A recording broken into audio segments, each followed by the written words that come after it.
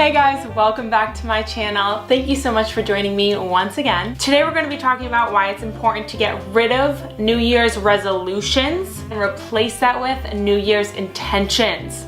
Why? What does it mean? Why is it a big deal? New Year's resolutions usually implies stopping something negative because you want to solve that problem. Although problem solving is awesome, when it comes to talking about a resolution in terms of a new year, which 95% of the population actually does not follow through after the first month, it is really important to be careful with our words. So by bringing in these New Year's intentions, it implies moving forward. It implies growth, and it also implies improvement.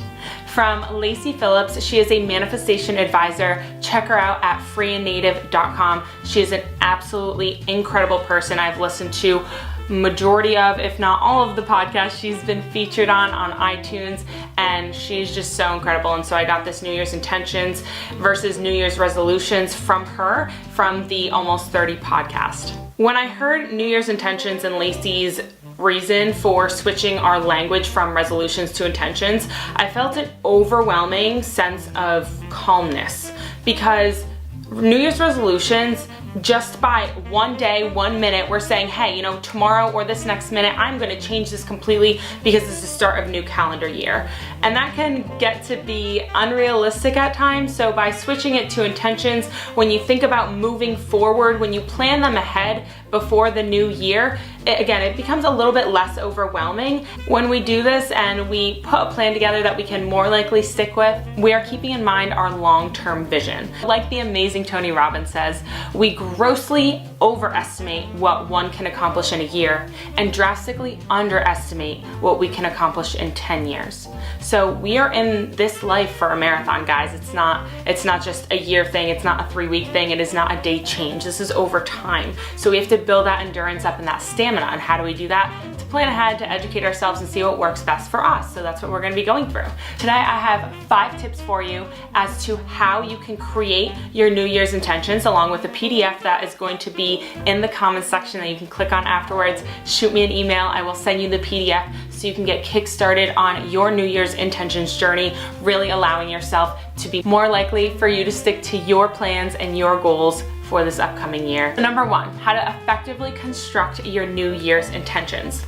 First of all, super basic but super important, write it down. Write them down on a piece of paper. Bring pen to paper in your own handwriting. You could type it up after, but do this first, writing it down, because that is a psychological connection towards you being more connected with what you are saying. It allows you to feel it more, and you can also attach an emotion to that feeling on what you want to achieve in your handwriting, and you will be more likely to stick with it. Research has shown that giving yourself 3 major goals for the year that you could stick with is something that is most realistic, and it doesn't become overbearing or overwhelming. So write down these 3 intentions for this coming year using these guidelines. Make this intention reasonable, sustainable, and detailed. Say you make $75,000 this year and you have a goal that you want to make $1 million. Okay, well, instead of saying, hey, I'm gonna make $1 million this next year, think of what is realistic. All right, if you are making $75,000, give yourself a stretch. Hey, maybe with what I'm doing, my current situation, what I intend on doing, the skills I intend to develop, I want to make $125,000 next year. And then in 10 years, I want to make $1 million. Or in 5 years, I want to make $1 million. So really lay that out, and that's what I mean by the realistic piece. In terms of sustainability, what can you sustain? If you say, hey, I'm going to make $125,000, make sure that they are sustainable. So by sustainable, going back to our prior example, if you want to make $125,000 and that is your intention, how are you going to do that? Is it by waking up at 4:30 a.m. every single day, start giving cold calls if you're a sales rep, and that's what you're going to do every single day for 365 days? Is that really realistic or sustainable? Are you really gonna do that every single day? Probably not, because life gets in the way. There are certain situations where that might not happen. And so to not derail yourself from having that happen, maybe give yourself a little bit more of a sustainable background to that realistic goal. And instead say, during the week, Monday through Friday, I'm gonna wake up at 6 a.m., really start my day early, have everything mapped out from the night before, so I know exactly what calls to make this following day. That is a lot more sustainable, that is a lot more realistic, and you're more likely to stick with it, and that will be super effective for you. Being detailed really speaks for itself. You just have to write out exactly the steps that you think are gonna help you get there. It's gonna look different for everyone. By making this intention realistic, sustainable, and detailed, it does two crucial things. It not only helps your mind make sense of what your goal is and what you want to do, this detailed plan programs a clear vision into your subconscious mind, which we're gonna go over in another video. I cannot wait to dig into that. But this really programs into your subconscious mind what exactly you're looking for. From the book, The Success Principles by Brian Tracy, he speaks about why it is so important to program your mind and program these visions clearly so they can be embedded in your subconscious. Because again, the clearer your vision is in your subconscious, the quicker it is going to come to fruition in real life in front of you. Point number 2, prepare yourself for failure. Yes, I said failure. I know a lot of people are scared of that word, and I'm gonna do a whole video on failure after it and why it is good for you. But for the sole purpose of this video, failure is amazing. Failure is really good, and prepare yourself for it, because again, life happens. If you are implementing, especially if you're implementing new habits, new things that you want to do, there are going to be learning curves. By preparing for failure, we prepare what could happen. We're not focusing on that negative, but we're knowing in the back of our minds, and we're writing down what could happen, so we have proper steps in place and proper resolutions in this case to overcome that failure when it does come about. So again, it doesn't derail us completely. It's just like, okay, you know what? I was expecting this. This is what happened, and I have this plan in place to get over it and get right back on track and allow it to help me in the rest of my journey. This also helps you to not have the mindset of all or nothing. So again, if you have a certain goal and something happens that you completely didn't expect, and you said, well, you know, that's it, I'm done, I'm good. No. This helps you realize these obstacles and these challenges are gonna present themselves to you, because the universe is also trying to test you and see if you are ready for what you are asking for. So you need to be prepared. Number 3, it is important to not get overwhelmed, so try not to overwhelm yourself. And that is why I brought up the point before of making 3 New Year's intentions instead of a laundry list of 20, because those 3 exclusive intentions allows you to keep your focus on them.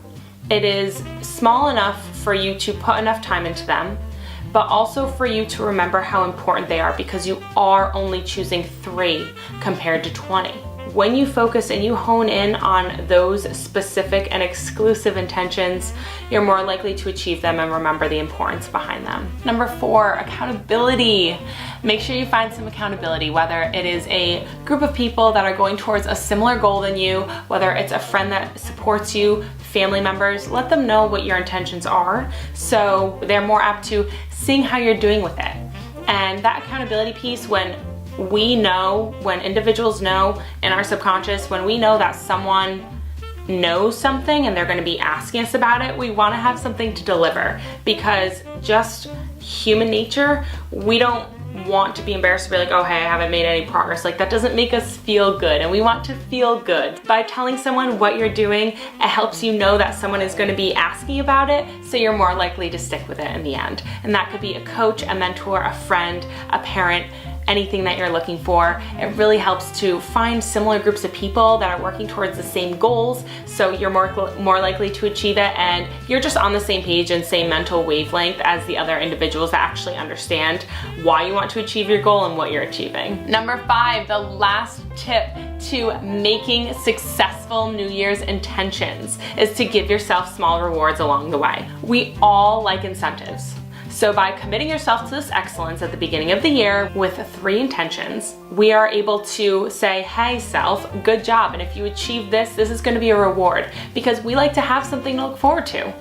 We wanna have something to treat us, because it is a long time in our minds when it's like, hey, you know, I've done so well and I've stuck to this plan for the past 6 weeks, there's no letting up, you're gonna get burnt out. So you really want to set up small rewards for yourself, again, rewarding yourself for that excellence that you have committed yourself to, so you have something else to look forward to, whether that's a a mini trip, a weekend getaway, that is a dinner out with a friend or a significant other, by yourself, whether that is a piece of clothing, whatever works for you. For me, I would give myself an incentive every few weeks. That's when I start to feel a burnout, so I like to give myself that allotment of time. For you, maybe it'll be a month, maybe it'll be every 5 weeks, 6 weeks, maybe it'll be every 2 weeks. Do something that's realistic for yourself. It doesn't have to be big. It could be, I'm giving myself an hour a night to read, or a whole day just to relax, or a massage, anything that looks like for you. I hope these 5 tips helped for New Year's intentions instead of resolutions. Click on the link in the comment section so you can get your free PDF. You can get started on this, and please comment below afterwards to let me know how you like this video and how the intentions process is going for you after you have completed that. I'll see you in the next video.